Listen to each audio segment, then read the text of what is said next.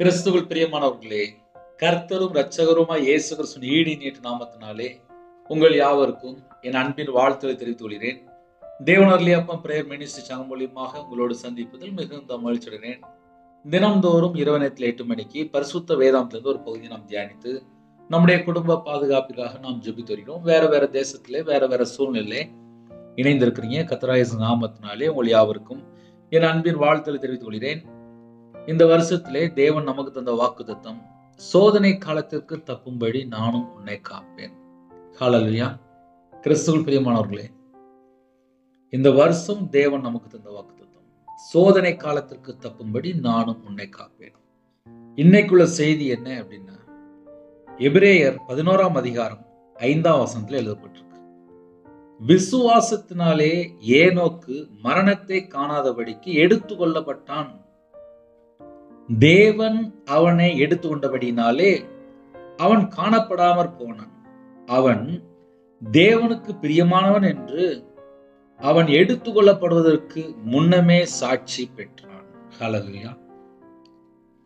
கிறிஸ்துவுக்குள் பிரியமானவர்களே, ஆதியாகமம் 5ஆம் அதிகாரம் 21 முதல் 24 ஆகிய வசனங்களில் எழுதப்பட்டிருக்கு. ஏனோக்கு 300 வருஷம் தேவனோடு சஞ்சரித்தார், 300 வருஷம் தேவனோடு வாழ்ந்தார் என்று எழுதப்பட்டிருக்கு. அவருடைய மொத்த ஆயுள் 365 வருஷம். அந்த 365 வருஷத்துல 300 வருஷம் தேவனோடு வாழ்ந்திருக்கார். அவருக்கு குடும்பம் இருந்திருக்கு, 65 வயசுல பிள்ளைகள் இருந்திருக்கு. 300 வருஷம் தேவனோடு வாழ்ந்திருக்கார். 300 வருஷம் தேவனோடு வாழும்போது எந்த அளவுக்கு தேவனோடு வாழ்ந்திருப்பாரு? இன்று இந்த வேத பகுதி நாம் தியானிக்கும் போது அநேக ரகசியங்களை நாம் அறிந்து கொள்ள முடியும். கவனமா கேட்டா புரியும். 147ஆம் சங்கீதம் 11ஆம் வசனத்திலே, கர்த்தருக்கு பயந்து கிருபைக்கு காத்திருக்கிற மேல் தேவன் பிரியமா இருக்கிறார். நைட் நேரத்துல எனக்கு படுத்தா நல்ல தூக்கம் வரணும் அப்படின்னா முதல்ல என்ன செய்யணும் அப்படின்னா, தீமையை விட்டு விலகினா மட்டும்தான் நைட்டு படுத்தா தூக்கம் வரும். ஏன்னா இப்ப செய்தி நம்ம நைட் நேரத்துல பேசிட்டு இருக்கோம். நிறைய குடும்பத்துல தூக்கம் வராம இருப்பாங்க. செல்போன்ல தேவையில்லாம பார்த்தாலோ கெட்ட சொப்பனம் வரும். வீட்டுல டிவி, படம், நாடகம் தேவையில்லாம பார்த்தாலோ நைட் நேரத்துல தூக்கம் வராது. தேவையில்லாம யார்கிட்டயா சண்டை போட்டாலோ, கோபப்பட்டாலோ, எரிச்சலா இருந்தாலோ, இதயத்துக்குள்ள கசப்போ, வெறுப்போ, பகையோ, எரிச்சலோ ஏதாவது சரி உள்ள இருந்தாலோ தூக்கம் வராது. தீமையை விட்டு விலகினா மட்டும்தான் இரவு நேரத்திலே படுத்தா தூக்கம் வரும். ஏன்னா இப்ப அவ்வளவருடைய கையில செல்போன் தான் இருக்கு. வீட்டுல மனைவிட்ட பேச மாட்டாங்க, அம்மா அப்பாட்ட பேச மாட்டாங்க, பாட்டி தாத்தாட்ட பேச மாட்டாங்க. இப்படி நம்ம நிறைய காரியம் சொல்லலாம். சில வீட்டுல தான் உண்மையா, பாசமா, நேர்மையா, உத்தமமா, பரிசுத்தமா சில குடும்பம் தான். நிறைய குடும்பத்துல கர்த்தரை விட்டு தள்ளி போய் வாழ்ந்துட்டு இருப்பாங்க. சில வீட்டுக்குள்ள நைட் நேரத்துல ஃப்ரெண்டுகிட்ட பேசுறேன், அவங்கள்ட்ட பேசுறேன், இவங்கள்ட்ட பேசுறேன்னு சொல்லிட்டு பல மணி நேரம் சாப்பிட்ரும். குடும்ப ஜெபம் இருக்காது, கையில பைபிள் எடுத்து வாசிக்க மாட்டாங்க, நன்றி சொல்ல மாட்டாங்க, தேவனுக்கு பிரியமான ஒரு வாழ்க்கை இருக்காது. கடைசி காலத்திலே கர்த்தருடைய வருகையிலே காணப்படணும் அப்படின்னா இன்னைக்கு உள்ள செய்தி ஒரு முக்கியமான செய்தி. எப்படி அப்படின்னா, ஏனோக்கு 300 வருஷம், 1 வருஷம் இல்லை, 2 வருஷம் இல்லை, 300 வருஷம் தேவனோடு வாழ்ந்திருக்காரு. அப்படிப்பட்ட ஒரு வாழ்க்கையை தான் கடைசி காலத்துல தேவன் எதிர்பார்க்கிறார். எத்தனையோ காரியத்திலே இந்த பூமியில வாழும்போது மிஸ்டேக். இமை பொழுதுல மறுரூபம் ஆகணும் அப்படின்னா எந்த அளவுக்கு தேவனோடு வாழ்ந்தால் நம்ம எடுத்துக்கொள்ளப்பட முடியும்? நம்ம நல்லா யோசித்து பார்ப்போமே. இமை பொழுதுல கர்த்தருடைய வருகையில நம்ம மறுரூபம் ஆகணும். அப்போ இமை பொழுதுல மறுரூபம் ஆகணும் அப்படின்னா நம்ம சிந்தனையில தீமையான எண்ணம் வந்துடக்கூடாது, இருதயத்துக்குள்ளேயும் தீமையான எண்ணம் இருக்கக்கூடாது, கர்த்தரை விட்டு தள்ளி போற எந்த ஒரு காரியமும் இருக்கக்கூடாது. கிறிஸ்துக்குள் நம்ம இருந்தா மட்டும்தான் கர்த்தருடைய வருகையில போக முடியும். சில குடும்பத்திலே கடமைக்காக வாழக்கூடிய குடும்பம் எத்தனையோ இருக்கு, தேவைக்காக அவரிடத்துல வந்த எத்தனையோ குடும்பங்கள் உண்டு. என் பலவீனம் மறையணும், என் வியாதி மாறணும், எனக்கு ஒரு சுகம் வேணும், எனக்கு ஒரு அற்புதம் வேணும் அப்படின்னு சொல்லி சில குடும்பங்கள் வந்த குடும்பங்கள் உண்டு. நைட் நேரத்தில் தூக்கம் வராமல் ஆன்லைன் மூலிமா சரி இன்னைக்கு என்ன பேசுகிறாங்க அப்படின்னு சொல்லி கேட்கக்கூடிய குடும்பங்களும் உண்டு. இப்படி நம்ம நிறைய குடும்பத்தை பார்க்க முடியும். ஏன்னா ஆன்லைனில் நம்ம டெய்லி பேசிகிட்டு இருக்கோம், டெய்லி கேட்குறீங்க. கர்த்தருடைய பிள்ளைகள் இன்னைக்கு செய்தி முக்கியம் அப்படின்ட்டேன். கர்த்தருடைய வருகையிலே நம்ம மறுரூபமாக எடுத்துக்கொள்ளப்படணும். அதுக்கு நம்ம தகுதியாக இருக்கணும் அப்படின்னா நிறைய பாயிண்ட் இருக்கு. விசுவாசம் எப்படி இருக்கு அதை கொஞ்சம் செக் பண்ணி பாருங்க. வீட்டில் வந்தோடனே எப்படி நம்ம ட்ரெஸ் சேஞ்ச் பண்ணுறோமோ, செல்ஃபோனில் சார்ஜ் போடுறோமோ, வீட்டுக்குள்ள வந்தோடனே ரீஃப்ரெஷ் ஆகிறோமோ, அதே போல் 24 மணி நேரமும் விசுவாசத்தில் நம்ம முதல்ல இருக்கிறோமா? அது ஒரு முக்கியமான ஒரு கேள்வி. ஏன்னா ஏனோக்கே போல நம்ம கர்த்தருடைய வருகையிலே எடுத்துக்கொள்ளப்படணும் அப்படின்னா இன்னைக்கு உள்ள செய்தி ரொம்ப முக்கியமான செய்தி. முடிஞ்ச வீட்டில் நோட் பண்ணி வச்சுருங்க, இல்லைன்னா மறுபடியும் கேளுங்க. 300 வருஷம் ஏனோக்கு தேவனோடு சஞ்சரித்து கொண்டு இருக்கையில் காணப்படாமல் போனார். அவர் எப்போ காணப்படாமல் போனார் அப்படின்னா தேவனோடு 300 வருஷம் சஞ்சரித்திருக்கார். அப்போ இரவு நேரத்திலே நம்ம என்ன யோசித்து பார்க்கலாம் அப்படின்னா 24 மணி நேரம் முதல்ல நம்ம தேவனோடு சஞ்சரிக்கிறோமா? ஏனோக்கு 300 வருஷம் சொல்லி போட்டிருக்குப்பா. நம்ம எக்ஸாம்பிளுக்கு 24 மணி நேரம் நம்ம தேவனோடு சஞ்சரிக்கிறோமா? தேவனோடு சஞ்சரிக்கிறோம் அப்படின்னா என்ன அர்த்தம் அப்படின்னா தேவனோடு நம்ம நடக்கிறோமா? நம்ம வீட்டில், நம்ம குடும்பத்தில், நம்ம வாழ்க்கையில் நமக்கு நிறைய கமிட்மெண்ட் இருக்குது. என் வாழ்க்கையிலும் சரி, உங்கள் வாழ்க்கையிலும் சரி, எல்லாருக்கும் குடும்பம் இருக்குது. ஏனோக்குக்கும் குடும்பம் இருந்துச்சு. ஏனோக்குக்கு குடும்பம் இருந்துச்சு. அதெல்லாம் தாண்டி அவர் தேவனோடு சஞ்சரித்தார் அப்படின்னு சொல்லி போட்டிருக்கு. தேவனோடு சஞ்சரிக்கணும் அப்படின்னா அது லேஸ்பட்ட காரியம் கிடையாது. அவர் எப்படி வாழ்ந்திருப்பாருன்னு சொல்லி பார்க்கும்போது அவர் வாழ்க்கையிலே தீமை இருக்காது. ஏன்னா ஒரு மனுஷனோட அவர் கூட இருக்கல, தேவனோடு நடந்திருக்காரு. தேவனோடு நடக்கணும் அப்படின்னாலே முதல்ல பரிசுத்தம் தான், உண்மை, நீதி, இதெல்லாம் அப்படியே பியூரா உள்ள இருந்திருக்கும். நம்ம உலகத்துக்குள்ள இருக்கோம், வீண் வார்த்தையினாலே பாவம். ஒரு மனுஷன் தேவனோடு சஞ்சரிக்கும் போது அவங்களுக்கு ஃப்ரெண்டோ கூட இருக்கிற நபரோ இல்லை பழக்கமோ எதுவுமே இருக்காது. ஏன்னா அவங்க தேவனோடு சஞ்சரிக்கிறாங்க. தேவனோடு சஞ்சரிக்கிற ஒரு மனுஷனுக்கு உலகத்தில் உள்ள எந்த ஒரு கமிட்மெண்ட்டுமே இருக்காது. சரி, இப்போ நம்ம வாழ்க்கையில ஒரு வீட்டில் ஜுவல் லோன் இருக்கும், பேங்க்ல ஏதாவது கொஞ்சம் பணம் வாங்கிட்டு இருப்பாங்க, கொடுத்துட்டு இருப்பாங்க, இஎம்ஐ போயிட்டு இருக்கும், பர்சனல் லோன் இருக்கும், பிஸ்னஸ் லோன் இருக்கும், குழுக்குள்ள பணம் இருக்கும், நகை கடன் இருக்கும், ஹோம் லோன் இருக்கும், விவசாய லோன் இருக்கும். இப்போ இதெல்லாம் பேங்க்ல வச்சு நம்ம ரோலிங் பண்ணிட்டு தான் இருப்பாங்க நிறைய குடும்பத்தில். என் இருதயம் தேவனோடு இருக்கா? எல்லாருடைய வாழ்க்கையிலுமே குடும்பம் இருக்கும், வீட்டில் நிறைய தேவைகளோடு இணைந்திருப்பீங்க, குடும்பம் ஆசீர்வதிக்கப்படணும், எல்லாம் தேவனுக்கு தெரியும். என் இருதயத்துக்குள்ளே தீமை அப்படின்னு சொல்லி ஒன்று ஒட்டிக்கிட்டு அப்படின்னா ஆசீர்வாதத்துக்கு தடை இருக்கும். அதான் ஃபர்ஸ்ட் பாயிண்ட். என் இருதயத்துக்குள்ள தீமை, கசப்பு, வெறுப்பு, பகை, வெறுப்பு, கோபம், எரிச்சல், துர்க்கிரியை, துர்செயல்கள், மோக இச்சை, காம விகாரம், விபச்சாரம், அசுத்தம், அருவருப்பு, தீட்டு, பொய்யான காரியம், இதெல்லாம் ஒரு இதயத்துக்குள்ள இருந்துச்சு அப்படின்னா அதுக்கு பேர் தான் தீமை. இந்த தீமை உள்ள இருக்கும்போது, அநியாயமான காரியம் உள்ள இருக்கும்போது அவங்களால தேவனோடு நடக்க முடியாது. முதல்ல நீங்க பாயிண்ட் எழுதி வச்சுக்கோங்க. ஒரு மனுஷனுடைய இதயத்துக்குள்ளே பொல்லாத காரியமோ, தீமையான காரியமோ, அருவருப்பான காரியமோ, தீட்டான காரியமோ, அசுத்தமான காரியமோ, கர்த்தரை விட்டு தள்ளி போற 1000 காரியம் இருக்கு. இது ஏதாவது உள்ள கிடந்துச்சு அப்படின்னா அவங்களால தேவனோடு நடக்க முடியாது. ஏன்னா உள்ள இருக்க இழுக்கும்.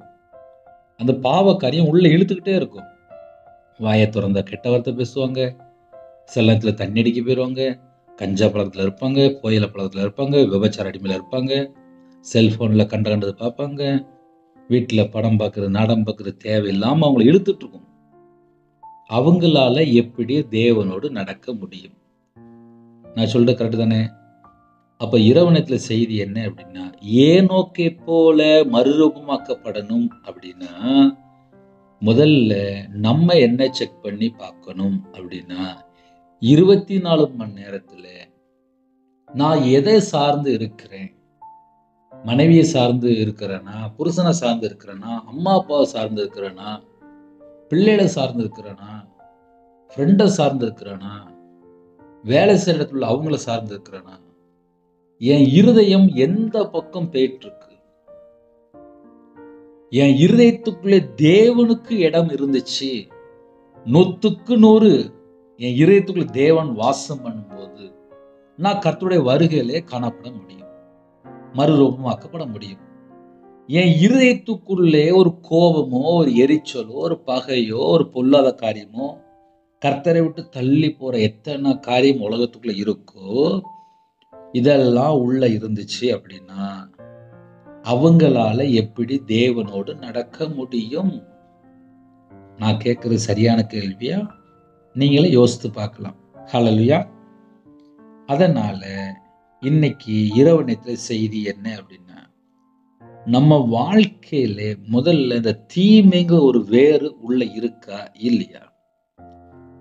ஏன்னா என் வாழ்க்கையில நான் உலகத்திலிருந்து நான் வெளியில வந்ததுனால தீமை அப்படின்னா என்ன, கர்த்தரை விட்டு தள்ளி போற காரியம்னா என்ன? ஏன்னா நானும் வீட்டில் போய் படமும் பார்த்துருக்கேன், நாடகமும் பார்த்துருக்கேன். நான்லாம் கையில் பைபிள் எடுத்து வாசித்ததெல்லாம் இல்லை, முழங்கால் போட்டு ஜெபம் பண்ணதெல்லாம் இல்லை, தேவனை துதிச்ச பழக்கமும் எனக்கு இல்லை. ஆனால் என்னைக்கு கையில் பைபிள் எடுத்து வாசித்தனோ அதுக்கப்புறம் தான் என் வாழ்க்கையில எல்லாமே ஒரு மாற்றம்.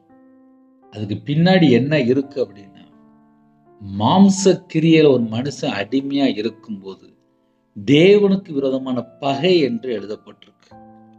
உலக சிநேகம் விபச்சாரம் என்று எழுதப்பட்டிருக்கு.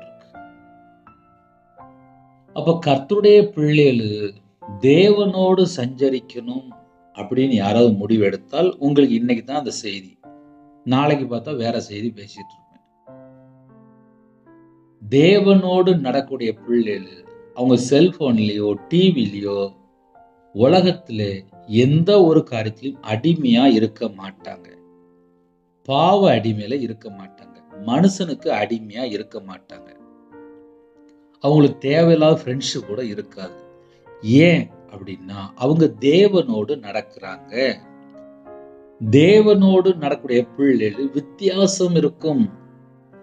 எக்ஸாம்பிளுக்கு நான் சொல்றேனே, வாயை திறந்தாலே பொய் பேசுறாங்க. 24 மணி நேரத்துல 12 மணி நேரம் பொய் பேசுறாங்க, 12 மணி நேரம் அமைதியா இருக்கிறாங்க, 12 மணி நேரம் பொய் பேசுறாங்க. அவங்களோட இதயத்துக்குள்ள இயேசு எப்படி இருக்க முடியும்? நான் சொல்றது சரியா, உண்மையா, பொய்யா? இப்ப நானே இருக்கேன் 24 மணி நேரம் வாழ்க்கையில என் இதயத்துக்குள்ள என்ன இருக்குன்னு சொல்லி தேவன் பார்ப்பாரா, பார்க்க மாட்டாரா? அப்ப நம்ம பரிசுத்தம், உண்மை, நீதி, செம்மையான வழி அப்படின்னு நம்ம சொல்லும் போது நம்ம இருதயத்துக்குள்ள முதல்ல என்ன இருக்கு இதை பார்த்து கண்டுபிடிச்சா மட்டும்தான் கர்த்தருடைய வருகையிலே நம்ம எடுத்துக்கொள்ளப்பட முடியும். அதுக்கு நம்ம என்ன செய்யணும் அப்படின்னா, விழித்திருந்து ஜெபிக்கணும், கட்டளைக்கு கீழ்ப்படியணும், கற்பனையை கை கொள்ளணும், உண்மையா வாழணும், நீதியை பின்பற்றணும், நன்மை செய்யணும், தான தர்மம் செய்யணும், தேவனை துதிக்கிற பிள்ளைகளா இருக்கணும், தேவனை மகிமை செலுத்துற பிள்ளைகளா இருக்கணும். செம்மையா வாழ்ந்தாதான் தேவனுக்கு பிரியம் சொல்லி போட்டிருக்கு. காணிக்கை செலுத்துற பிள்ளைகளா இருக்கணும்.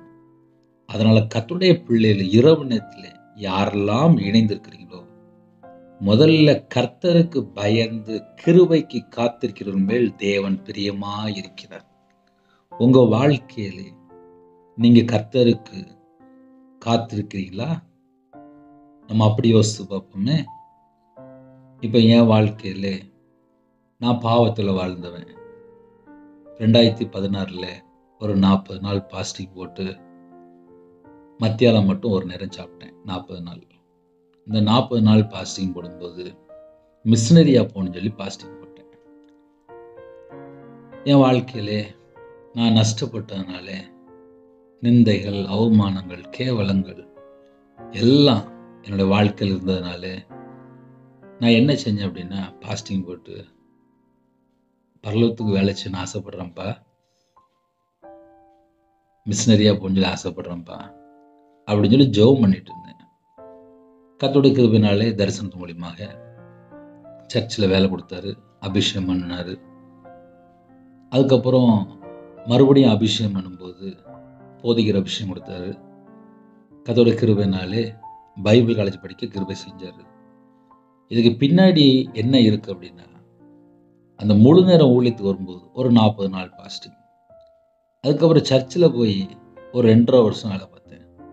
அந்த 2.5 வருஷம் வேலை பார்க்கும்போது சர்ச்சுக்குள்ள இருப்பேன்.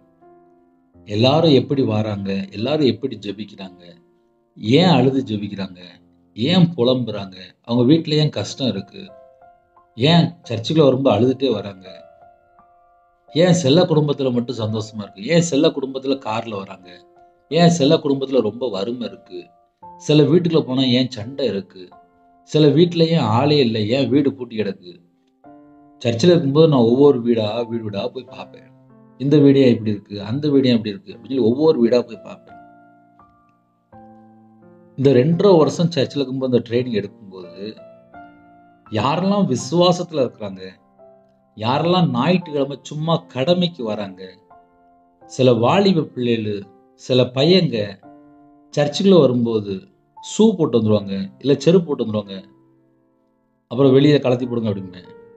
சில குடும்பத்திலே கையில பைபிள் கொண்டு வர மாட்டாங்க.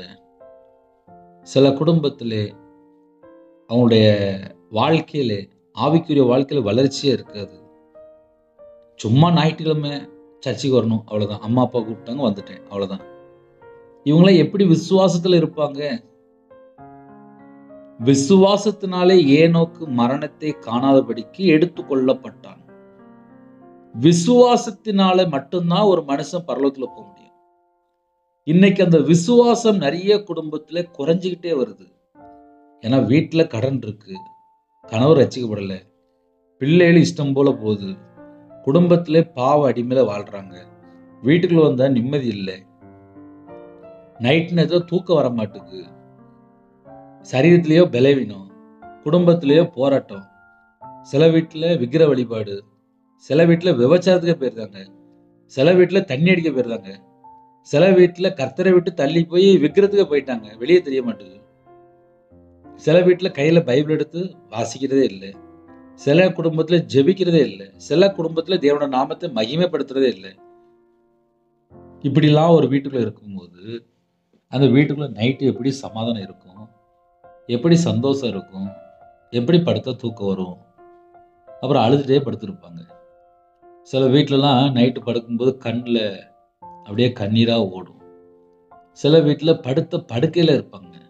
ஒன்று ஸ்ட்ரோக்கில் பாதிக்கப்பட்டிருப்பாங்க, கிட்னி பிரச்சனை பாதிக்கப்பட்டிருப்பாங்க, வயசாயிருக்கும், ஆக்சிடென்ட் கேஸை சில குடும்பத்தில் காலில் கையில் ஆக்சிடென்ட் ஆயிருக்கும், படுத்த படுக்கையில் இருப்பாங்க, ஹாஸ்பிட்டலில் இருப்பாங்க. பல சூழ்நிலை தான் ஆன்லைன் மூலியமா இணைந்திருக்கிறீங்க. நம்ம இருதயம் 24 மணி நேரம் எப்படி இருக்கு? இந்த கேள்வி நல்ல கேள்வியா?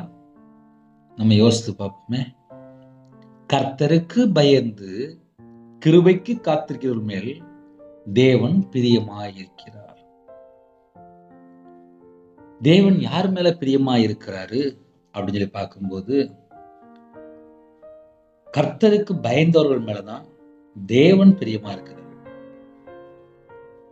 பயந்து அப்படின்னாலே நீதிமொழிகள் 8ஆம் அதிகாரம் 13ஆம் வசனம். நிறைய குடும்பத்திலே தீமையை விட்டு விலகிறதே கிடையாது. தீமைன்னு தெரிஞ்சுட்டுனா விலகி ஓடிடணும். யோசேப்பை போல. என் வாழ்க்கையிலலாம் நான் சராசரி ஒரு மனுஷனை வாழ்ந்துட்டு வந்ததுனால எதெல்லாம் பாவம், எதெல்லாம் அக்கிரமம், இயேசு கிறிஸ்து ராஜா என்னை தூக்கி எடுத்தார். அதனால மட்டும்தான் உங்க முன்பா நிற்க. யாரெல்லாம் இணைந்திருக்கிறீங்களோ, கர்த்தருடைய வருகையில நம்ம பரலோகத்துக்கு போனோம் அப்படின்னா, தீமையை வெறுப்பதே கர்த்தருக்கு பயப்படும் பயம் என்று எழுதப்பட்டிருக்கு. தீமை அப்படின்னு சொல்லி தெரிஞ்சுட்டு அப்படின்னா வெறுக்கணும். சில ஃப்ரெண்ட்ஷிப்பு தீமையான வார்த்தைகளை பேசிட்டு இருப்பாங்க, அவங்கள வெறுக்கணும். அதுதான் கர்த்தருக்கு பயப்படும் பயம். தீமையை வெறுக்காம தீமையோடு பழகியாச்சு அப்படின்னா அவங்க கர்த்தருடைய வருகையிலே காணப்பட முடியாது. என்னையும் சேர்த்துதான். தேவனோடு நடக்கணும் அப்படின்னா தீமை வாழ்க்கையில தொடரக்கூடாது. தீமை ஒரு மனுஷனோட வாழ்க்கையில வருது அப்படின்னா அந்த வேறு எங்க இருந்து ஆரம்பிக்கு அப்படின்னா, பண ஆசை எல்லா தீமைக்கும் வேறா இருக்கிறது. சில குடும்பத்துல பண ஆசையில ரொம்ப ஆசையா இருப்பாங்க. பணம்னா ரொம்ப பிடிக்கும். சில குடும்பத்துல நகைன்னா ரொம்ப பிடிக்கும். சில குடும்பத்துல பொருள் அப்படின்னா ரொம்ப பிடிக்கும். சில குடும்பத்துல காரு, வீடு அப்படின்னா ரொம்ப பிடிக்கும். சில குடும்பத்துல பிள்ளைகள் அப்படின்னா ரொம்ப பிடிக்கும். சில குடும்பத்துல இன்னும் நிறைய காரியம் இருக்கு, அது நான் சொல்ல விரும்பல. இப்படி பிடிக்கக்கூடிய காரியம் நிறைய இருக்கு. ஆனால் கர்த்தரை ஒரு மனுஷன் ஏற்றுக்கொண்ட பின்பாக அவருக்கு முதலிடம் கொடுக்கணும். அவருடைய சமூகத்திலே காத்திருக்கணும். அவருடைய சமூகத்திலே காத்திருந்தால் அவங்க ஆசீர்வதிக்கப்பட்டவங்க, கர்த்தருடைய வருகையிலே காணப்பட முடியும். தீமையை வெறுக்காம இஷ்டம் போல வாழ்ந்துக்கிட்டு, லஞ்சம் வாங்கிக்கிட்டு, களவாண்டு சம்பாதிச்சுக்கிட்டு, பொய் பேசி சம்பாதிச்சுக்கிட்டு, அடுத்தவனை ஏமாத்தி சம்பாதிச்சுக்கிட்டு, திருட்டுத்தனமா சம்பாதிச்சுக்கிட்டு, வாழ்றது ஃபுல்லா பொய். அந்த இதயத்துக்குள்ள என்ன இருக்கும்? பிசாசு தான் இருக்கும். பாவம் செய்யற ஆத்துமா சாகும். ஒரு மனுஷன் பாவம் செஞ்சானா செத்து விட்டான்னு அர்த்தம். ஆத்துமா செத்து போயிட்டு. பாவம் செய்கிறோம் பிசாசினால் உண்டாயிருக்கிறான். பிசாசுடைய மேனுஃபேக்சர். நிறைய குடும்பத்தில் இணைந்திருக்கிறீங்க. நம்மளுடைய யூடியூப் சேனல்ல ஒரு ஆமேன் கூட போட மாட்டாங்க, ஒரு பிரைஸ்ல கூட போட மாட்டாங்க. ஏன்னா வசனம் பேசும்போது குத்தப்படும். நான் சொல்றது ஆமாவா இல்லையா? ஒரு வாக்குத்தத்தம் பேசுனா ஆமேன் ஆமேன் ஆமேன் ஆமேன். நீ ஆசீர்வாதமா இருப்பாய் அப்படின்னா ஆமேன் ஆமேன் ஆமேன். உன் குடும்பம் ஆசீர்வாதமா இருக்கணும், ஆமேன் ஆமேன் ஆமேன். நீ சமாதானமா இருப்பனா ஆமேன் ஆமேன் ஆமேன். உன் வியாதிலாம் மறையும் அப்படின்னா ஆமேன் ஆமேன் ஆமேன். இன்னைக்கு நம்ம கர்த்தருடைய வருகையிலே காணப்படணும் அப்படின்னா என்ன செய்ய போறோம்? என்னையும் சேர்த்துதான். நான் மட்டும் அவரை எங்கே தப்பிச்சு ஓட முடியும்? என்னையும் சேர்த்துதான். தீமை வெறுத்தால் கர்த்தருக்கு பயப்படும் பயம். இந்த செய்தி பிரயோஜனமா இருக்கா? நம்ம தீமை வெறுக்கிற மாதிரி பிளான் பண்ணியாச்சா? இந்த வருஷம் தீமையோட நம்ம நடந்தாச்சு அப்படின்னா பிசாசோட நம்ம நடக்குன்னு அர்த்தம். தீமை வெறுத்தா மட்டும்தான் நம்ம இயேசு கிறிஸ்துவோட நடக்க முடியும். ஒரு மனுஷன் இயேசு கிறிஸ்துவோட நடக்கும்போது அவனுடைய வாழ்க்கையில தீமை இருக்காது. கர்த்தருடைய பாதபடியில காத்திருக்கும் போது அவங்களுக்கு கிருபை கிடைக்கும். அந்த கிருபையில தப்பிச்சு ஓடி போயிடலாம். ஆனா தீமை வெறுக்காம தீமையோடு நடக்கும்போது அவங்க எப்படி இயேசுவோட நடக்க முடியும்? நான் சொல்ற சரியா தப்பா சொல்லுங்க. கட்டளைக்கு கீழ்ப்படிந்து கற்பனை கை கொண்டா தேவனுக்கு பிரியம். காணிக்கை செலுத்தி உண்மையா இருந்தா தேவனுக்கு பிரியம். செம்மையா வாழ்ந்தா தேவனுக்கு பிரியம். தேவனை மகிமைப்படுத்தினா தேவனுக்கு பிரியம். நன்மை செய்யறதும் தானம் தர்மம் செய்யறதும் தேவனுக்கு பிரியம். உண்மையா வாழ்ந்தா நீதிமானா வாழ்ந்தா தேவனுக்கு பிரியம். பெற்றோருக்கு கீழ்ப்படிந்தா தேவனுக்கு பிரியம். இப்ப நிறைய குடும்பத்துல பெற்றோருக்கு கீழ்ப்படிது கிடையாது. கர்த்தருடைய வருகையில நம்ம போகணும்னு நினைச்சோம் அப்படின்னா முதல்ல வீட்டில் இருக்கிற அம்மா அப்பாவுக்கு கீழ்ப்படிங்க. ஏன்னா அம்மா அப்பாவுக்கு கீழ்ப்படியாம ஃபோனில் தேவையில்லாமல் பார்க்குறது, தேவையில்லாமல் பேசுறது, இதையெல்லாம் நியாயத்தீர்ப்பு நாளில் கணக்கு கொடுக்கணும். அவங்களாம் நியாயத்தீர்ப்பு நாளில் கணக்கு ஒரு லிஸ்ட்டில் இருப்பாங்க.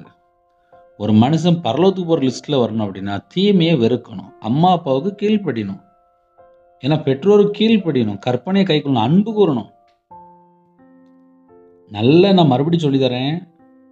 தீமையை வெறுக்கணும், அவருடைய சமூகத்தில் காத்திருக்கணும், பெற்றோருக்கு கீழ்ப்படியணும், கட்டளைக்கு கீழ்ப்படியணும், அன்பு கூறணும், உண்மையாக காணிக்கை செலுத்தணும், செம்மையாக வாழணும், துதிக்கிற பிள்ளைகளை மாறணும், தேவனை மகிமை செலுத்துகிற பிள்ளைகளை மாறணும், நன்மை செய்யணும், தான தர்மம் செய்யணும், உத்தமமாய் நீதியாய் நியாயமாய் இருக்கிற பிள்ளைகள் மேலே தான் தேவன் பிரியமாக இருப்பார்.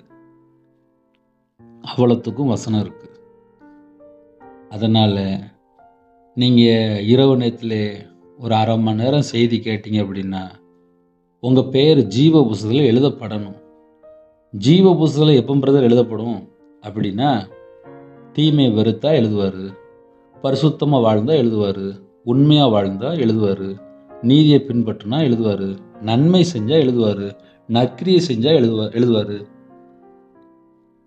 சுவிசேஷ ஊழியத்துக்கு உதவி செஞ்சால் எழுதுவார். கர்த்தருடைய ராஜ்யத்துக்காக நம்ம வேலை பார்க்கணும். இப்படி 1000 காரியம் இருக்கு.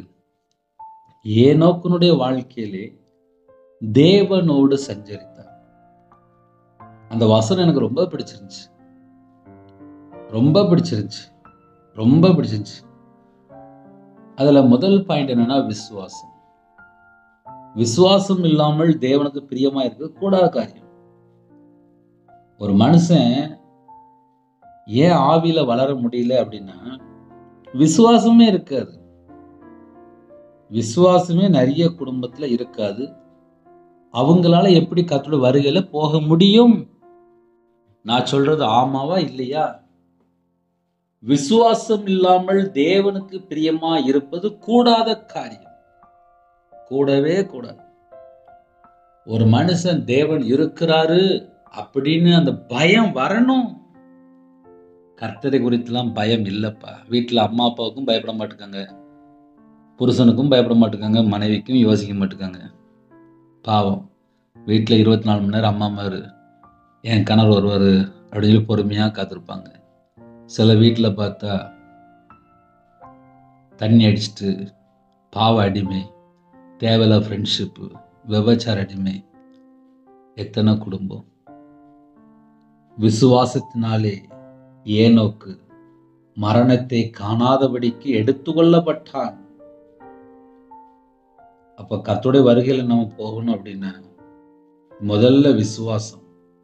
உங்க வீட்டுல டைரி இருந்தா எடுத்து எழுதி வச்சுக்கோங்க. விசுவாசம் இருக்கான்னு சொல்லி கொஞ்சம் செக் பண்ணி பாருங்க. ஏன்னா சில குடும்பத்துல விசுவாசம்லாம் காணும்.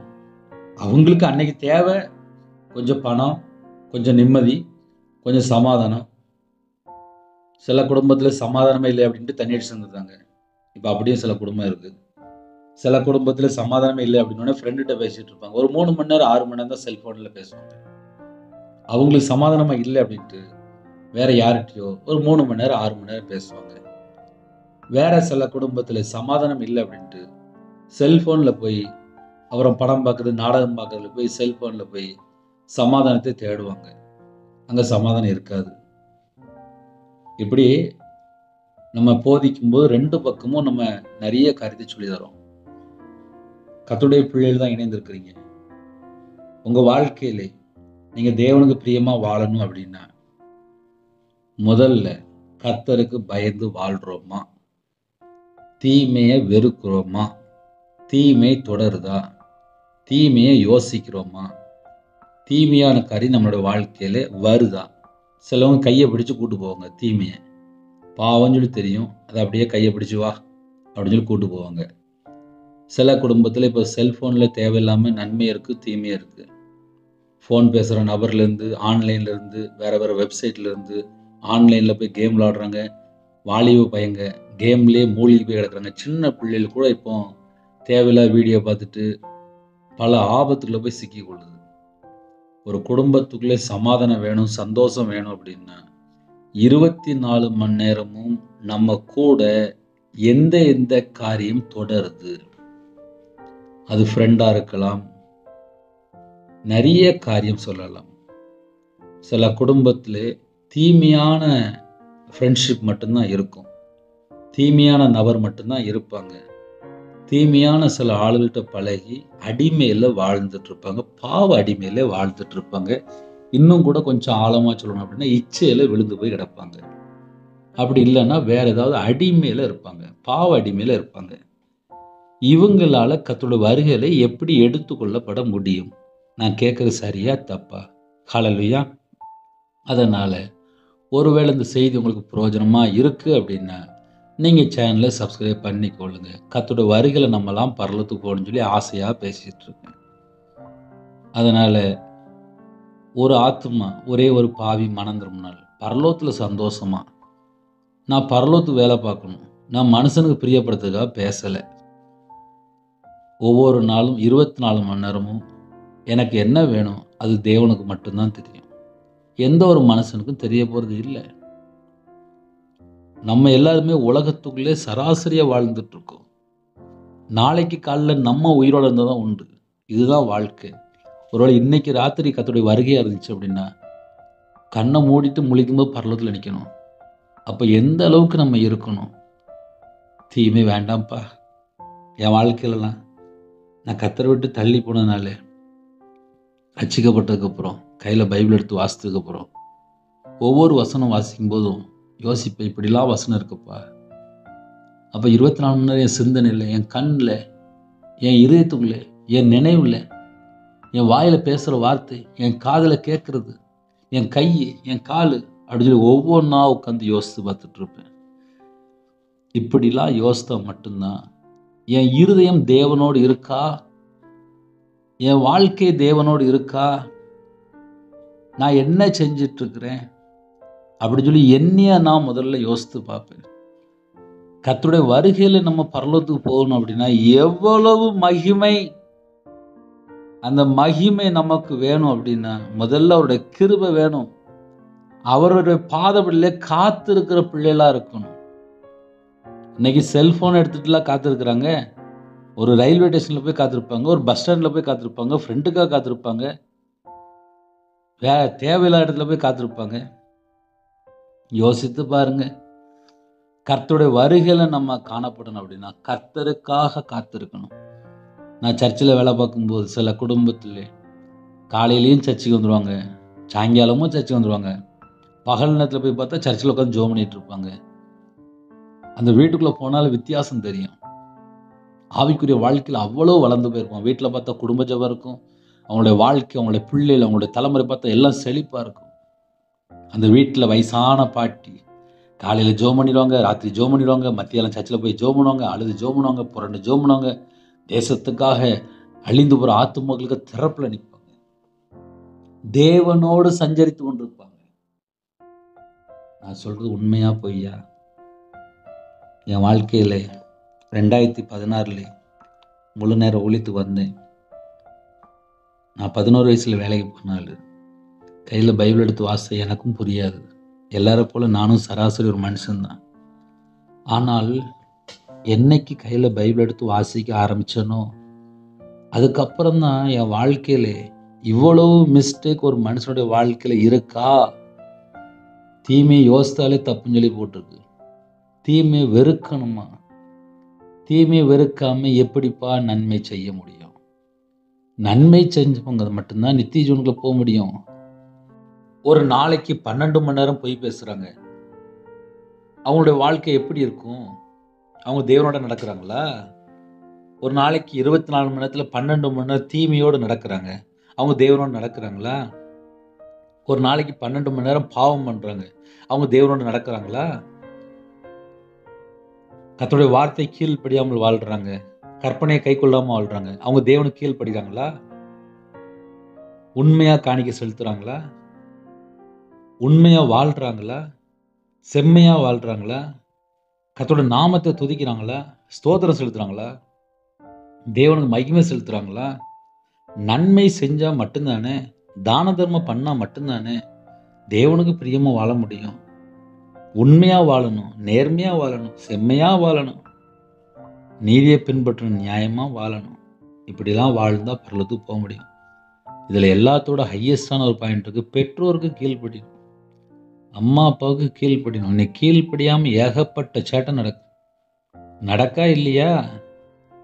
அம்மாவுக்கு தெரியும் என் பிள்ளை சரியில்லைன்னு சொல்லி தெரியும். பிள்ளை பார்த்தா சேட்டை பண்ணிக்கிட்டே இருக்கும். கையிலுக்கு செல்ஃபோன் போதுமே, இஷ்டம் போல் தேவையில்லாத வீடியோ பார்க்குறதுக்கு, தேவையில்லாத வெப்சைட்டில் போகிறதுக்கு, தேவையில்லாமல் கேம் விளையாடுறதுக்கு, ஆன்லைனில் போய் விளையாடுறதுக்கு. அப்போ நம்ம வாழ்க்கையை கர்த்தருக்கு பிரியமானபடி வாழ்ந்தால் மட்டும்தான் கர்த்தரோட வருகையிலே நாம் பரலோகத்துக்கு போக முடியும். நித்திய ஜீவனுக்குள்ளே போகணும் அப்படின்னா சும்மா போக முடியுமா? நானே இருக்கிறேன், பாவத்திலே வாழ்ந்தால் போக முடியுமா? என் வாழ்க்கையில் அக்கிரமம் தொடரு, நான் பரலோகத்துக்கு போக முடியுமா? தேவனுக்கு பிரியமாய் நடந்து தேவ சித்தத்துக்குள்ளே வாழ்ந்தவங்க மட்டும்தான் பரலோகத்துக்குள்ள போக முடியும். அதனால கர்த்தருடைய கிருபை மட்டும்தான். தேவனருளி அப்போ மினிஸ்ட்ரி மூலியமா இணைந்துக்கிறீங்களா? அது கர்த்தருடைய கிருபை மட்டுமே. சொல்றதுக்கெல்லாம் ஒன்றுமே இல்லை, சொல்றதுக்கு ஒன்றுமே இல்லை. நம்ம செத்தா பரலோகத்தில் நிற்கணும் அப்படின்னா அதுக்கு ஏகப்பட்ட சிஸ்டமேட்டிக் இருக்குது. கையில் பைபிளும் எடுக்க மாட்டாங்க, வாசிக்கவும் மாட்டாங்க, ஜெபிக்கவும் மாட்டாங்க, துதிக்கவும் மாட்டாங்க. எப்படி கர்த்தருடைய வருகையில் காணப்பட முடியும்? ஏனோக்கை போல பரலோகத்துக்குள்ளே போகணும் அப்படின்னா அதுக்கு எவ்வளோ தியாகம் பண்ணியிருக்கணும், எவ்வளோ தீர்மானம் எடுக்கணும், எத்தனை காரியத்தை வெறுக்கணும். ஒரு மனுஷன் தேவனோட ஒரு மனுஷன் வாழ ஆரம்பிச்சாச்சுன்னா அது எவ்வளவு பரிசுத்தம், எவ்வளவு குவாலிட்டி, எவ்வளவு எவ்வளவு எவ்வளவு எவ்வளவு 300 வருஷம் மனுஷன் தேவனோட வாழ்ந்துருக்காரு. அப்ப ஏனோக்கு எப்படி வாழ்ந்திருப்பாரு? நல்லா யோசித்து பாருங்க. விசுவாசத்தினால ஏனோக்கு மரணத்தை காணாதபடிக்கு எடுத்துக்கொள்ளப்பட்டான் என்று எழுதப்பட்டிருக்கு. மரணத்தை காணாதபடிக்கு எடுத்துக்கொள்ளப்பட்டான். சூப்பர், இந்த வேர்டெல்லாம் சூப்பர். மரணத்தை காணாதபடிக்கு எடுத்துக்கொள்ளப்பட்டான். தேவன் அவனை எடுத்துக்கொண்டபடினாலே அவன் காணப்படாமற் போனான் அப்படின்னு சொல்லிட்டு, அவன் தேவனுக்கு பிரியமானவன் என்று அவன் எடுத்துக்கொள்ளப்படுவதற்கு முன்னமே சாட்சி பெற்றான். அப்போஸ்தலர் 1:8 வாசிக்கிறோம். பரிசுத்த ஆவியானவர் வரும்போது பலனடைந்து சாட்சிகளாய் இருப்பீர்கள். இன்னைக்கு கிறிஸ்துவ வாழ்க்கையில என்னப்பா வேணும் அப்படின்னா சாட்சி உள்ள ஒரு வாழ்க்கை வேணும். பிசாசு உள்ள வாரான் அப்படின்னா அங்கே எங்கேயோ ஒரு இடத்துல வீக்கா இருக்காங்கன்னு அர்த்தம். வீக்கா இருக்கிற இடத்துலலாம் பிசாசு உள்ள வந்துடுவான். அங்கே சாட்சி கெட்டு போயிடும். தேவனோடு நடக்கிற மனுஷன் முதல்ல சாட்சி உள்ள ஒரு வாழ்க்கையை வாழ்வான். ஒரு மனுஷன் பரலோகத்தில் போகணும் அப்படின்னா விசுவாசமும் இருக்கணும், தேவனுக்கு பிரியமான ஒரு வாழ்க்கையும் இருக்கணும், சாட்சி உள்ள ஒரு வாழ்க்கையும் இருக்கணும். இப்போ என் வாழ்க்கையில் நான் சொல்ல முடியும், அட்டகாசம் பண்ணாள், இஷ்டம் போல வாழ்ந்தாள், துணிகரமாக வாழ்ந்தாள், துன்மார்க்கனாக வாழ்ந்தாள். நான் தான் கையில் பைபிள் எடுத்து வாசிக்கவே இல்லையே, வாசித்தாலும் தான் எனக்கு புரியலையே. இஷ்டம் போல வாழ்ந்தாச்சு, கையில் பைபிள் எடுத்து வாசித்து பார்த்தா ஏகப்பட்ட சட்டம் இருக்கு. பரிசுத்தாவியம் வரும்போது பலனடைந்து சாட்சிகளாக இருப்பீர்கள். இன்னைக்கு யாரெல்லாம் இந்த செய்தி கேட்குறீங்களோ, ஏனோக்கை போல மரணத்தை காணாமல் எடுத்துக்கொள்ளப்படணும் அப்படின்னா நம்ம விசுவாசமாக இருக்கணும், கர்த்தரோடு நடக்கணும், கர்த்தரோடு சஞ்சரிக்கணும், தேவனுக்கு பிரியமானபடி வாழணும், எடுத்துக்கொள்ளப்படுவதற்கு முன்னமே சாட்சி பெறணுமா. அப்போ இந்த பூமியிலே இவன் நல்லவன், இவன் நல்லவன், இவன் நல்லவன் சொல்லி சாட்சி பெறணுமா. என் வாழ்க்கையிலலாம் கர்த்தரை பார்த்து நீ கூட்டு போனதான் உண்டு. அதை ஏன் அப்படி சொல்ல வேண்டியது அப்படின்னா பல காரியத்தில்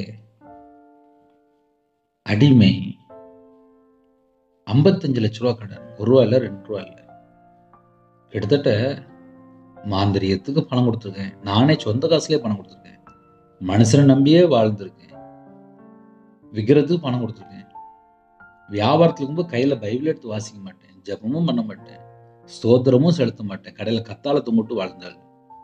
எலுமிச்சபழம் தான் நம்பிக்கை, என் நம்பிக்கையில்.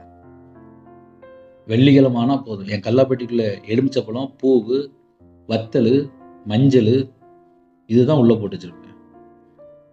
அப்போ என் நம்பிக்கைலாம் எதுவாக இருந்துச்சு? இயேசு மேலாம் என் நம்பிக்கை இல்லை. நானும் கர்த்தரை விட்டு தள்ளி போய் துன்மார்க்கமாக வாழ்ந்த ஒரு பாவி. என்னை மீட்டு எடுத்தாரு.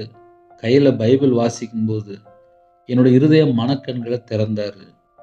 வாசிக்கும்போது அர்த்தத்தை சொல்லி தந்தார். அவ்வளோதான். நான் இப்படிலாம் மிஸ்டேக்காக வாழ்கிறேன் அப்படின்னு சொல்லி முதல்ல புரிஞ்சுக்கிட்டேன். ஒரு குடும்பத்தில் தேவனோடு நடந்தால் அவங்க பரலோகத்துல போயிடலாம். அதுக்கு முதல் பாயிண்ட் என்னன்னா, தீமையை வெறுக்கணுமா. தீமையை வெறுத்தா மட்டும்தான் அவங்களுடைய லைஃப்ல கர்த்தருக்கு பயந்து வாழ முடியும். ரெண்டாவது, அவருக்காக காத்திருக்கணும். அவருக்காக காத்திருக்கிறவங்க மேலதான் அவர் பிரியமா இருப்பார். ட்ரெயின் போகணும் அப்படின்னா ஒரு 2 மணி நேரம் முன்னாடி போய் காத்திருப்பாங்க. ஃப்ளைட்டுக்கா அப்படின்னா ஒரு 4 மணி நேரம் முன்னாடி கிளம்பி போயிடுவாங்க. ஏன்னா இவங்க பணம் கட்டியிருக்காங்க, அதனால 4 மணி நேரம் முன்னாடி போய் உட்காந்துருப்பாங்க. அதே போல கிருபைக்கு காத்திருக்கணும், கட்டளைக்கு கீழ்ப்படியணும்.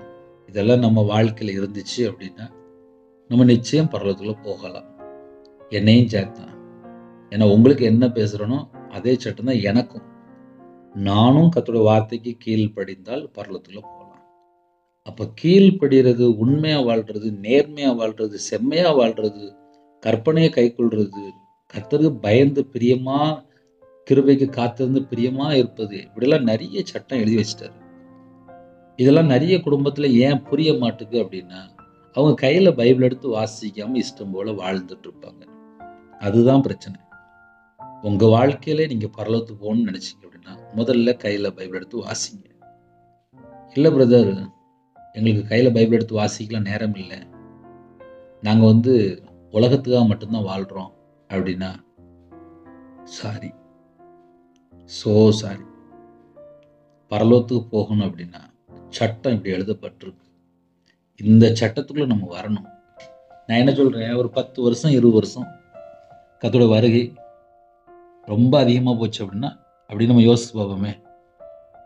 இந்த 10-20 வருஷத்துக்குள்ள உலகத்துக்குள்ள கொள்ளை நோய்ங்கிறாங்க, பட்டயங்கிறாங்க, யுத்தங்கிறாங்க. ஆல்ரெடி ஒரு கொரோனா வந்துட்டு போயிட்டு, இதுக்கப்புறம் இருக்கிற காலத்திலேயாவது நம்ம எப்படி வாழ போறோம்? இப்படிலாம் நம்ம கொஞ்சம் யோசிச்சாச்சு அப்படின்னா நைட் நேரத்தில் கையில் ஆட்டோமேட்டிக்காக கையில் பைபிள் எடுப்பாங்க. இல்லை பிரதர், நீங்கள் என்ன சொன்னாலும் நாங்கள் கையில் பைபிள் எடுக்க மாட்டோம் அப்படின்னு சில குடும்பமும் இருக்கு. அவங்கள நான் ஒன்றும் செய்ய முடியாது. தேவன் ஞாயிற்றுநாளில் பார்த்துக்கிடுவார். நைட் நேரத்தில் ஒரு சின்ன ஜெபம் தான் பண்ண போகிறேன்.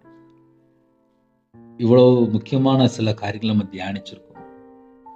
என்னை பரிசுத்தப்படுத்துங்க, தீமை வெறுத்து வாழணும், கர்த்தருக்கு பயந்து வாழணும், கர்த்தருக்காக காத்திருக்கிற பிள்ளையா மாறணும். கேளுங்க, கேட்டு ஆசீர்வாதங்களை பெற்றுக்கொள்ளுங்க. கண்களை மூடி நாம் ஜெபம் செய்வோம். அன்பின் கர்த்தாவே, உம்மை நன்றியோடு துதிக்கிறோம்ப்பா. எங்க வாழ்க்கை தேவன் பார்த்துட்டு இருக்கிறீங்க. எந்த ஒரு மனுஷனும் பார்க்கல, தேவனே பார்த்துட்டு இருக்கிறீங்க. எங்கள்கிட்ட எவ்வளவு குறை இருக்கு. நிறைவான ஆவியானவர் வரும்போது எல்லா குறைகள் எல்லாம் நீங்கி போகும். நிறைவான ஆவியானவர் வாங்க, எங்களை ஆசீர்வதிங்க. உயிர்ப்பிக்கிற ஆவியானவர் வாங்க. எங்களுடைய வாழ்க்கையிலே எந்தெந்த பாவத்திலே செத்த நிலைமையில இருக்கிறோமோ, ஆத்துமா செத்த நிலைமையில இருக்கலாம், சரீரத்தில் செத்து போன நிலைமையில இருக்கலாம், பாவ அடிமையில வாழ்ந்துட்டு இருக்கலாம். அந்த ஜனங்களை கர்த்தர் மீட்டெடுங்க. விசுவாசத்திலே அப்பா உங்க பிள்ளைகள் வளரணும், கிருபை தாங்க. தேவனுக்கு பிரியமா இருக்கணும், கிருபை தாங்க. சாட்சியுள்ள ஒரு வாழ்க்கை வாழணும், கிருபை தாங்க. இரவணத்தில் இன்பமான தூக்கம் வேணும், கிருபை தாங்க. ஜெபிக்கிற குடும்பத்துடைய பாவத்தை மன்னித்து உங்க கிருபை தாங்க. கிருபையினால நிரப்புங்க. நைட் டியூட்டியில் இருக்காங்க, உங்க கிருபை தாங்க. நைட் நேரத்தில் டிராவல் இருக்காங்க, உங்க கிருபை தாங்க. ஜெபிக்கிற குடும்பத்துக்கு கிருபை தாங்க. அடியேன் அர்ப்பணிக்கிறேன்ப்பா. இப்படிப்பட்ட செய்தியை பேசுறதுக்கு உயிர் பிச்சை போட்டீங்க, ஸ்தோத்திரம். தேவன் அருளி அப்போ மினிஸ்டர் சேனலுக்கா ஸ்தோத்திரம். அப்பா, எத்தனையோ ஜனங்களுக்கு கேட்கறதுக்கு பேசுறதுக்கு இந்த நாளிலும் எங்களுக்கு வாசல் திறந்து கொடுத்த கிருபைக்காக உமக்கு ஸ்தோத்திரம். ஹாஸ்பிட்டல்ல படுத்த படுக்கையில பலவீனத்தோட குடும்பத்தை கர்த்தர் சந்திக்கணும். உங்களுடைய தலைமுள்ள கர்த்தனை தொட்டு சுகமாக்கி தாங்க. கற்பத்தனிக்கா ஜெபிக்கிறாங்க, கர்த்தர் மனமிறங்கி ஆசுங்க. மாசமா இருக்காங்க, டெலிவரி கொடுப்பாங்க, கர்த்தர் கொடுங்க. பிள்ளைகளுக்கு வயசு அதிகமாயிட்டு போகுது, எல்லா தடையெல்லாம் நீக்கிருங்க. திருமணம் முடிந்ததுக்கு அப்புறம் நிம்மதியில்லா சூழ்நிலை கர்த்தர் மாற்றி கொடுங்க. படிக்கிற பிள்ளைகளை உங்களுடைய கருத்தில் அப்படின்னா ஃபர்ஸ்ட் ரேங்க் எடுக்கணும். வெளிநாட்டில் குடும்பத்தையும் உங்களுடைய கருத்தில் அப்படின்னா கர்த்தர் பொருட்படுத்துங்க. நைட் நேரத்திலே உங்கள் பிள்ளையோட கற்றுக் கொடுங்க. அதிகாலையில் எழுப்பிடுங்க. கடனில் இருக்கிற குடும்பத்தை உங்களுடைய கருத்தில் அப்படின்னா கர்த்தர் பொருட்படுத்துங்க. எல்லா குடும்பத்தையும் கர்த்தர் பரிபூர்ணமாக ஆசீர்வதிங்க. ஜெபிக்கிற குடும்பத்தை எழுப்புங்க. வேதத்தை தியானிக்கிற பிள்ளைகளா மாறணும். துதிக்கிற பிள்ளைகளா மாறணும். உங்க நாமத்தை மட்டும் மகிமைப்படுத்தணும். இந்த நாள் முழுவதும் பாதுகாத்து கிருபைக்காக 1000 மடங்கு உங்களுக்கு நன்றி செலுத்திடும். அப்பிரயோஜனமான ஊழியக்காரன்பா, களிமண்ணாக அர்ப்பணிக்கிறேன். எல்லாரையும் உங்களுடைய ஜீவனுக்கு அர்ப்பணிக்கிறோம். கர்த்தருடைய வருகையில ஏனோக்கை போல எடுத்துக்கொள்ளப்படணும் அப்படின்னா இந்த நாளிலும் நாங்கள் தியானித்த வேத பகுதிக்கு ஸ்தோத்திரம், கற்றுக்கொண்ட ஒவ்வொரு காரியங்களுக்கும் ஸ்தோத்திரம். கீழ்ப்படிந்து கர்த்தருடைய வருகையில காணப்பட எங்க எல்லாருக்கும் அதிகமான கிருபை தர வேண்டும். எங்களுடைய குறைகள் குற்றங்களை மன்னித்து எங்களை பரிசுத்தப்படுத்தி உங்க கிருபையால் நிரப்பி எங்களை ஜீவ புஸ்தகத்துல அப்பா எழுதப்படணும்ப்பா. ஆட்டுக்குட்டியார் ஜீவ புஸ்தகத்துல எழுதப்படணும். அந்த கிருபை நாங்கள் பெற்றுக்கொள்ளணும். கர்த்தர் கிருபை செய்யுங்க. எல்லா குடும்பத்தையும் கர்த்தர் பொறுப்படுத்துங்க. குறைகள் குற்றங்களை மன்னிங்க. வெளிநாட்டில் இருக்கிற குடும்பத்துக்கு கர்த்தர் பாதுகாப்பு தந்து தீர்க்காயுசு தந்து ஆசிரிங்க. நைட் நேரத்தில் யாரெல்லாம் வெளியில் இருக்கிறவங்களோ எல்லா குடும்பத்துக்கும் இயேசு ரத்த கோட்டைக்குள்ள வேலடைத்து மூடி மறைத்து பாதுகாங்க.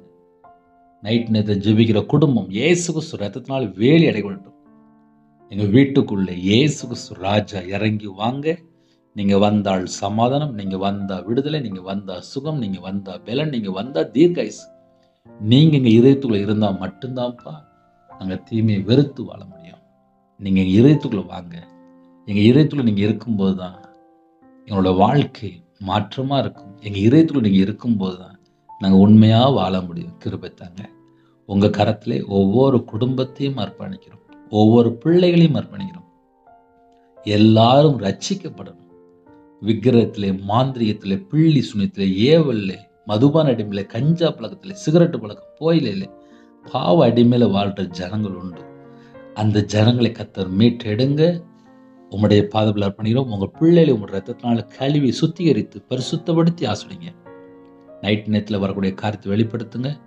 ஒவ்வொரு பிள்ளைக்கும் விசேஷமான பாதுகாப்பு தாங்க. எங்கள் வீட்டுக்கு முன்பாக இயேசு ரத்தம் ஒவ்வொரு கதவுலையும் பூசப்படட்டும். எல்லா வீட்டுக்குள்ளேயுமே கர்த்தர் இருக்கணும். நீங்கள் இருந்தால் மட்டும்தான் எங்களுக்கு தீர்காயுசு சகலமும். எங்கள் வீட்டுக்குள்ள நீங்கள் தங்கிருங்க. முதியோர் இடத்துல இருக்காங்க, ஹாஸ்டலில் இருக்காங்க, ஹோமில் இருக்காங்க. உங்கள் பிள்ளைகளுக்கு பாதுகாப்பு தாங்க. நிறைய குடும்பத்தில் நைட் நேரத்தில் பஸ்ஸில் போகிறாங்க, காரில் போகிறாங்க, ட்ரெயினில் போகிறாங்க. அவங்களுக்கு சகல விதமான பாதுகாப்பு தாங்க. நைட் நேரத்தில் வாலிப பிள்ளைகள் வாலிப பையங்க வேலை பார்க்குறாங்க, அவங்களுக்கு ஒரு பாதுகாப்பு தாங்க. ஹாஸ்பிட்டலில், கவர்மெண்ட் ஹாஸ்பிட்டலில், ப்ரைவேட் ஹாஸ்பிட்டலில், ஐசியூ வார்டில் இருக்க குடும்பத்துக்கு கர்த்தர் தீர்க்காயுசை கட்டளிடுங்க. கர்த்தருடைய நாமம் மகிமைப்படட்டும். அதிகாலையில் உங்களுடைய சமூகத்தில் கண் ஒலிக்க கதை கிருபை செய்யுங்க. தினமும் வேதத்தை வாசிக்க, தியானிக்க, உம்முடைய சமூகத்தில் காத்திருந்து ஜெபிக்க கிருபை தாங்க. துதி கன மகிமை எல்லாம் ஒருவருக்கு செலுத்தினோம். இயேசு கிறிஸ்துவின் பிதாவே, ஆமென். தேவனுக்கே மகிமையுண்டாவதாக. கர்த்தர் தாமே உங்களை, உங்கள் குடும்பத்தின் சகல காரியத்திலும் சம்பூர்ணமாக திருப்தியாக கர்த்தர் கொடுத்து சகல காரியத்திலும் ஆசீர்வதிப்பாராக, ஆமென்.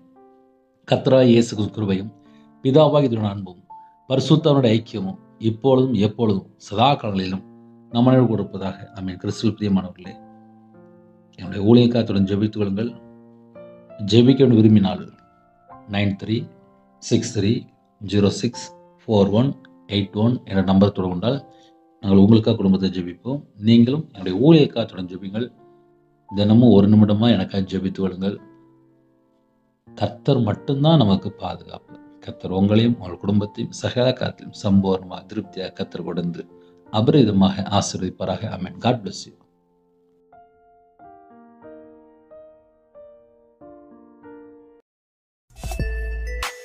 Thanks for watching. Please subscribe our channel. Click the like and share. Click the bell. God bless you.